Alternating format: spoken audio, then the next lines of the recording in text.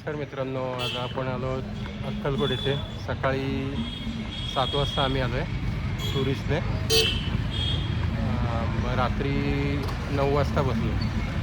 थोडा पाऊस होता त्याच्यामुळं थोडा उशीर झाला. आता आपण पहिला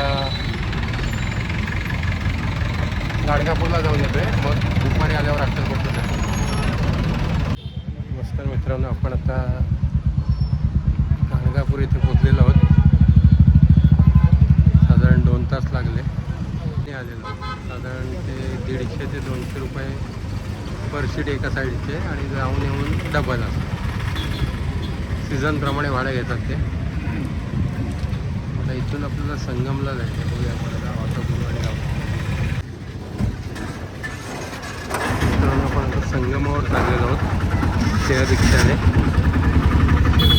इथे तुम्हाला समोरच शेअर रिक्षा भेटते.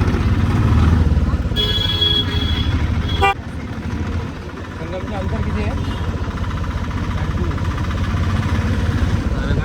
3-3.5 किलोमीटर आहे अंतर.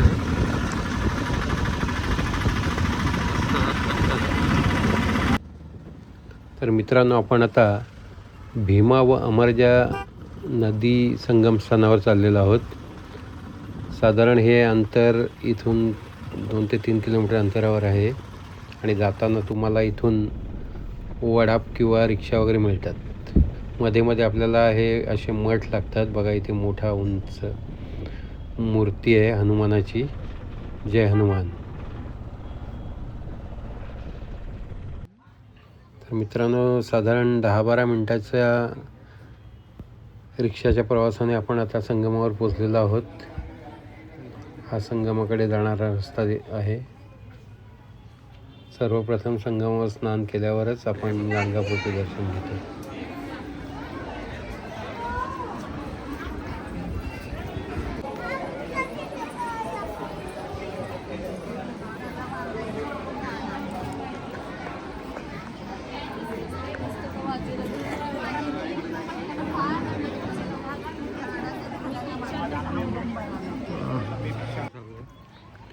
भीमा व अमरजा संगमस्थान. भीमा व अमरजा या दिव्य पवित्र 2 नद्यांचा संगम गाणगापूर या जागृत शक्तिपीठावर झाला आहे. सदरील संगम निर्गुण मठापासून 2 ते 3 किलोमीटर अंतरावर आहे. या संगमस्थानी भगवान श्री नृसिंह सरस्वती नित्य स्नान करत असत. या संगमाभोवतीच अष्टतीर्थाचा अधिवास आहे. या संगमात स्नान केल्याने भाविकाचे अनेक पापे धुतली जाऊन दिव्य अनुभव येतो, हे मात्र निश्चित. निर्गुण मठाच्या पादुका दर्शन अगोदर भाविक संगमावर स्नान करतात. पौर्णिमेचे संगम स्नान विशेष मानले जाते.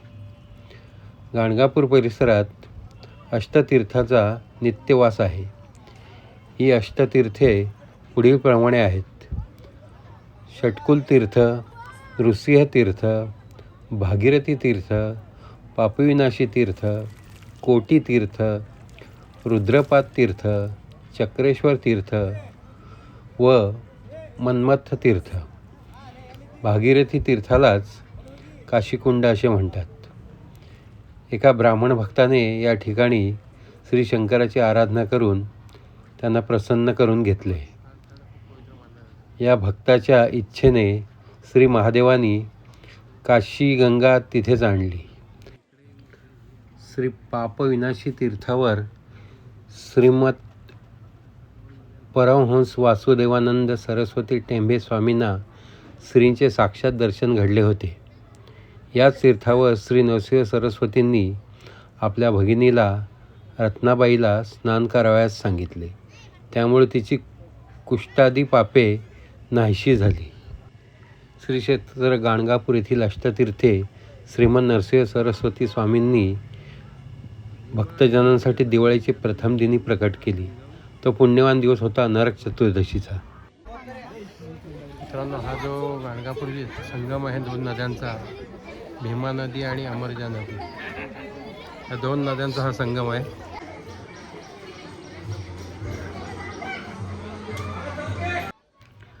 संगमापासून वरती जाताना पवित्र औदुंबर वृक्ष आहे. या वृक्षामध्ये साक्षात दत्तप्रभूंचा वास आहे. या ठिकाणी गणपतीची मूर्ती व पादुका स्थापन करण्यात आल्या आहेत. हजारो भाविक या औदुंबर वृक्षात प्रदक्षिणा घालून व्याधीमुक्त झालेले आहेत. आपणास कधीही गाणगापूर येथे जाण्याचा योग आल्यास संगमी स्नान करून औदुंबरास प्रदक्षिणा नक्की घालाव्यात. आपली कुठलीही मनोकामना पूर्ण करणारा हा वृक्ष कलियुगी दत्त महाराजांचा दिव्य वरदान प्राप्त आहे. या दिव्य वृक्षाखाली अनेक सिद्ध भाविक गुरुचरित्र या जागृत ग्रंथाचे पारायण करतात.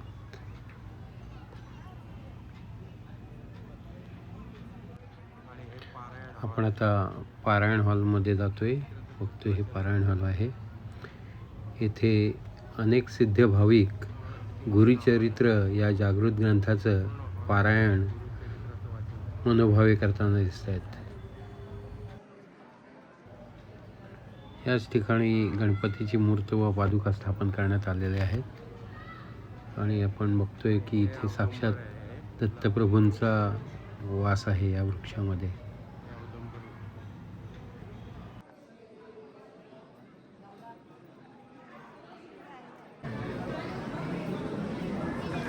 औदुंबर वृक्ष आहे.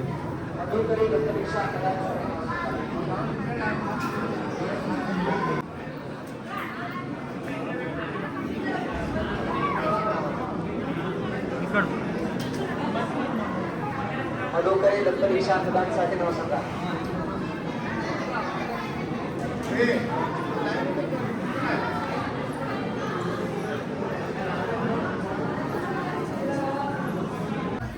मंदिर परिसरात इथे अन्नछत्र चालवलं जातं. आपण बघतो अन्नछत्राला भरपूर लाईन आहे.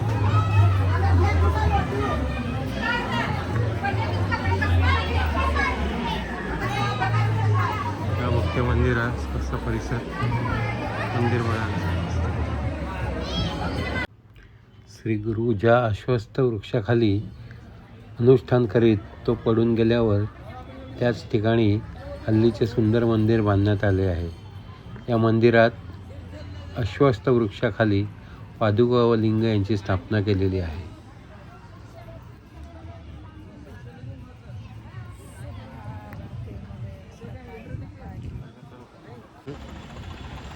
संगमवरनं आता आलेलो आहोत. संगमला गर्दी नव्हती पण इकडे आता गर्दी आहे. फक्त आता ट्रॅफिक झालेले आहे रस्त्याला.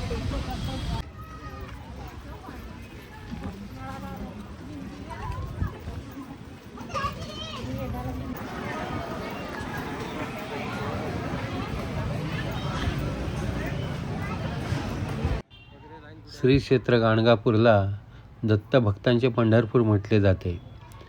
येथे हजारो दत्तभक्त नित्य दर्शनाला येत असतात. हे स्थान अत्यंत जाज्वल्य आहे.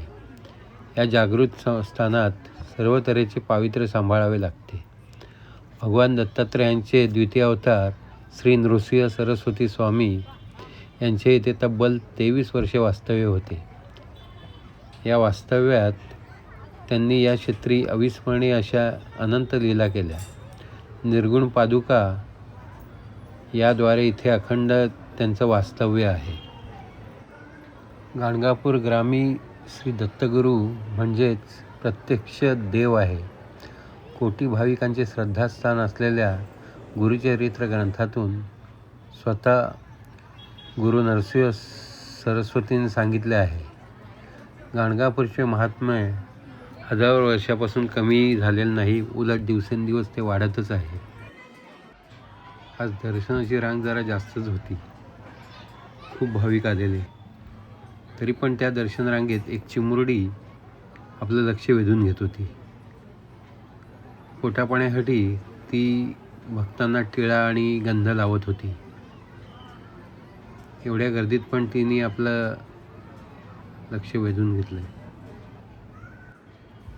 श्री नरसिंह सरस्वती महाराज येथे आलेल्या भाविकांना गुप्त रूपाने पाहून त्यांना आशीर्वाद देऊन त्यांचे जीवन सुखमय करत असतात. असा अनुभव आहे. प्रत्यक्ष देव गाणगापुरात आहे म्हणून येथे आलेल्या भक्तांना संकटातून तारण्याचे कार्य गेली अनेक वर्ष दत्त महाराज करीत आहेत. निर्गुण पादुका म्हणजे साक्षात दत्त महाराजांचा अधिवास. अवतार समाप्तीच्या वेळी नरसिंह सरस्वतींनी भक्तांसाठी दिलेला हा परमपवित्र प्रसाद आहे. भीमा नदीमधून अवतार समाप्तीचा प्रवास करताना अचानक गुप्त झाल्यानंतर सर्व भाविकांना या पादुकास्थळी श्री नृसिंह सरस्वती महाराजांनी दर्शन दिले. गाणगापूर येथील पादुकांना निर्गुण पादुका अशी संज्ञा आहे. येथील पादुकांना केवळ अष्टगंध आणि केशर यांचं लेपन करतात. कुठलाही पाणी स्पर्श नाही. या पादुका चल आहेत. त्या त्यांच्या आकाराच्या संपुटात ठेवलेल्या असतात. संपुटातून मात्र त्या बाहेर काढल्या जात नाहीत. संपुटांना झाकणे आहेत. पूजेच्या वेळी झाकणे काढून आतच लेपनविधी होतो आणि अन्य पंचोपचारांसाठी ताम्हणात उदक सोडतात. श्री नृसिंह सरस्वती स्वामी महाराज ज्यावेळेस श्रीशैल यात्रेस निघाले त्यावेळी सर्व भक्तांच्या शिष्यांच्या आग्रहावरून हार्दिक प्रार्थनेवरून त्यांनी आपल्या निर्गुण पादुका येथे ठेवल्या. या पादुकांना सगुण आकार असूनही त्यांना निर्गुण पादुका म्हणतात. त्याचे कारण असे की आपण आपल्या मनातील संकल्प ज्यावेळेस या ठिकाणी सांगतो त्यावेळेस श्री दत्तप्रभू आपले काम अप्रत्यक्षरित्या त्या पादुकांद्वारा करतात. दर्शन सगुण असले तरी कार्य करणारी परमेश्वरी शक्ती ही निर्गुण निराकार असते. म्हणून या पादुकांना निर्गुण पादुका म्हणतात.